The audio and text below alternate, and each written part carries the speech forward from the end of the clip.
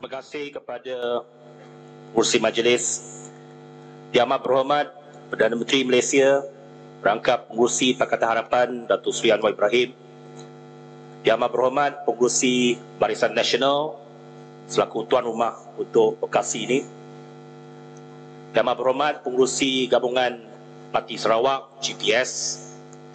Yang Amat Berhormat Pengerusi Gabungan Rakyat Sabah GRS. Yang Berhormat Presiden Warisan.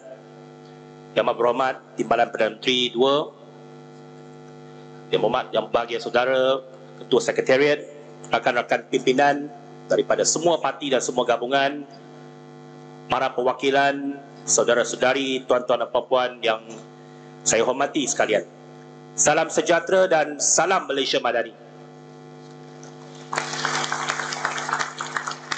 Semasa saya menceburi politik dan menyertai parti saya, tak pernah terlintas dalam fikiran saya bahawa pada satu hari nanti saya akan berdiri berucap di Dewan Merdeka, World Trade Center.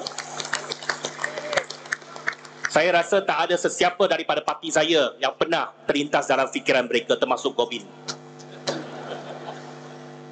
Saya mengakui bahawa saya sedikit gugup hari ini. Biasanya depan stage saya tak payah nota, tapi hari ini perlukan nota.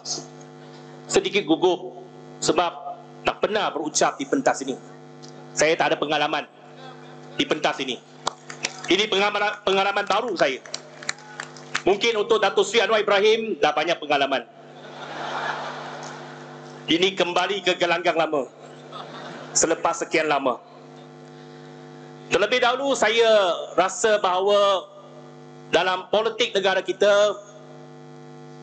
hari ini merupakan satu hari yang sangat bersejarah.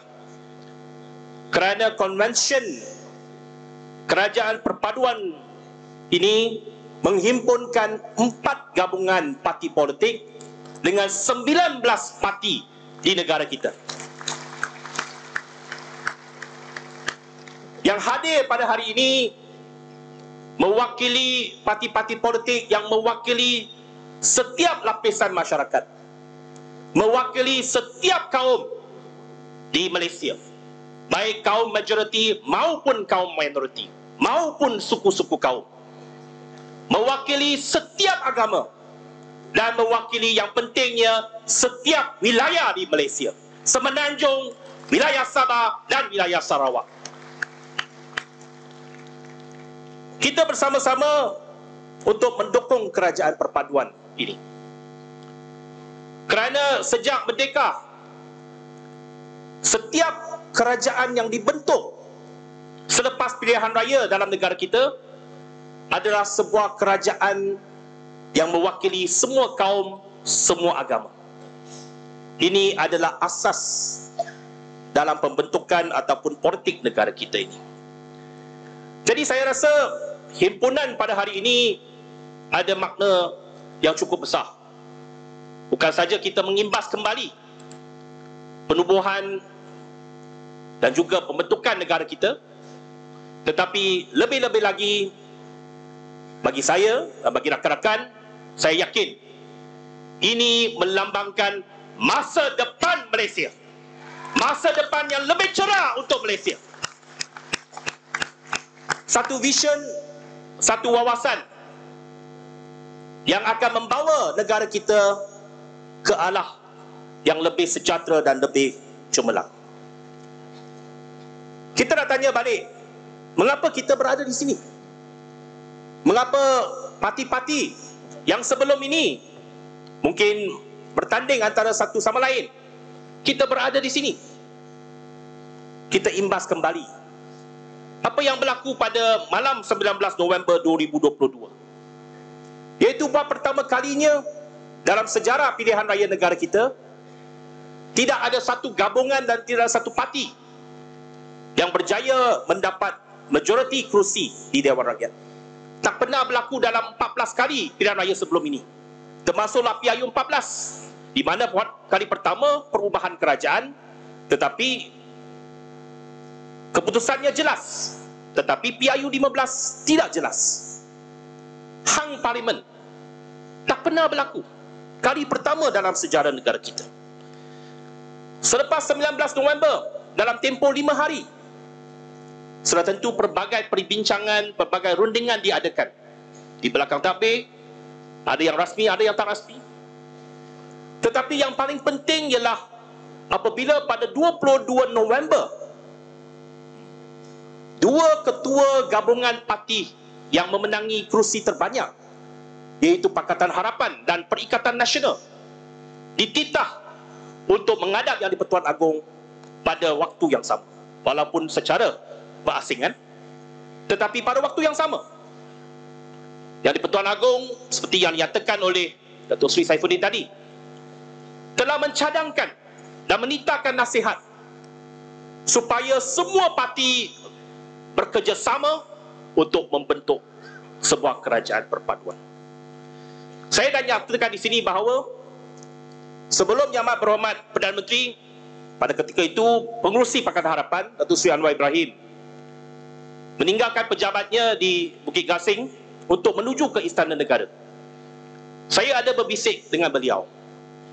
Saya mengatakan bahawa saya telah mendapat mandat daripada semua ahli-ahli parlimen parti saya memberikan sokongan tanpa syarat kepada Datuk Seri Anwar Ibrahim. Saya kata Datuk Seri pergi istana, boleh nyatakan kepada Yang di-Pertuan Agong beliau ada mandat untuk bentuk kerajaan dan kita tak ada apa-apa syarat kepada beliau. Beliau boleh bebas untuk membentuk kerajaan dengan mana-mana parti sekalipun. Ini mandat yang telah diberikan oleh rakan-rakan saya dalam parti saya untuk kepada Yang Amat Berhormat Datuk Seri Anwar Ibrahim. Dan kita tahu keputusannya. Ketika itu, sejurus selepas perjumpaan dan menghadap Yang di-Pertuan Agong, Datuk Seri Anwar Ibrahim telah pun memberikan sidang media, begitu juga Tan Sri Muhyiddin Yassin. Yang jelasnya, Datuk Seri Anwar Ibrahim menerima titah nasihat Yang di-Pertuan Agong, bersetuju bentuk kerajaan perpaduan tanpa syarat.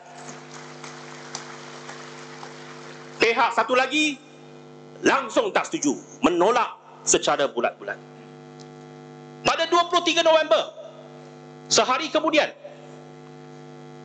yang dititah menghadap ialah pimpinan tertinggi daripada Barisan Nasional, yang diketuai oleh Datuk Seri Zahid Hamidi.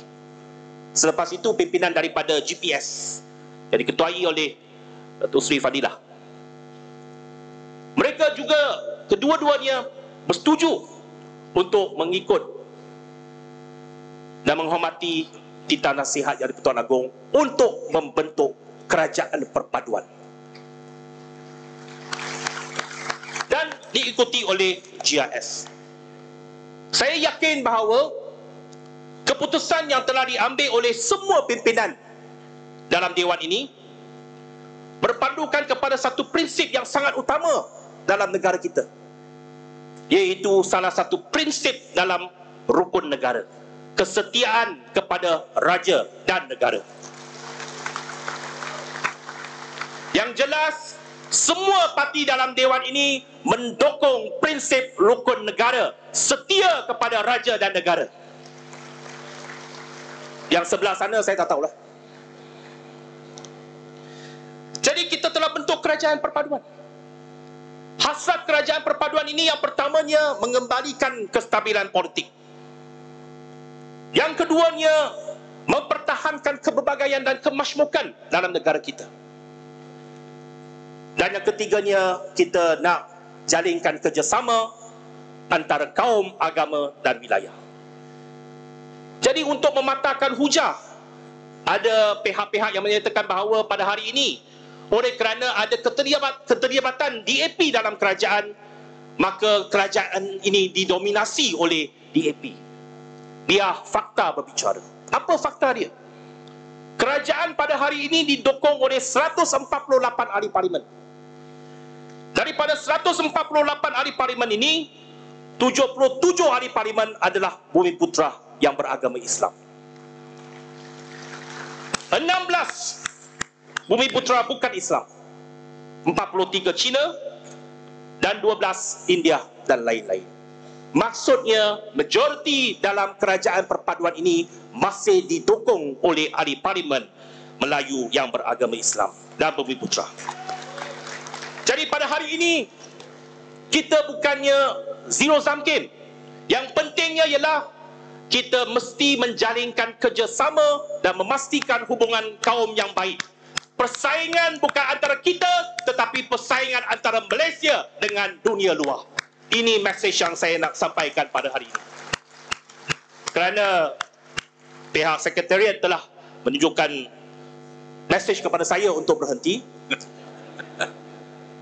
Jadi tadi rakan saya yang berhormat Vika Siong akhiri ucapan dengan sebuah pantun. Saya pun kena balas pantun tersebut.